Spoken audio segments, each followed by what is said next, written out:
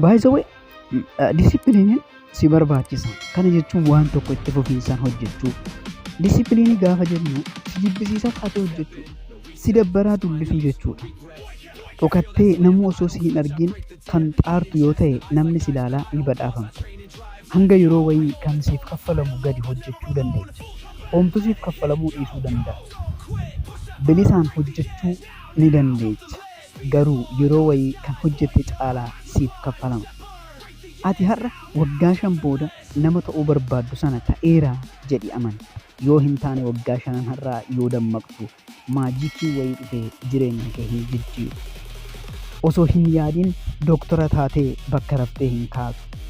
Waaw akkamitti nama ajaa'ibaa gamoo inni ijaare sun hin jedhamtu gaafa hirriba keetii taatu.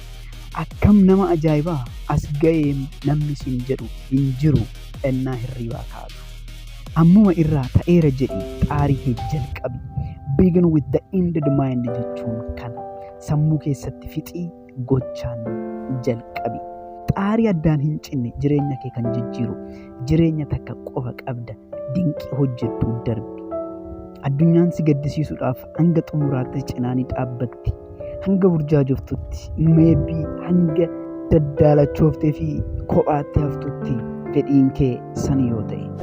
Eenyummaa fooyya'aa ta'ee fi gootummaadhaafis yoo kaate addunyaan si cinaa jirti. Filannoon kee kamuu yaa ta'u addunyaan dhimma hin qabdu. Kanaafuu yoo xiqqaate ofii keetii jedhii waa'ee seenaa hojjechuu yaadi. Ijji kee milkii malee akka hin laalle. Jiraachuun kee hafuura baafachuu fi ofiif gadduudhaaf qofa akka hin taane.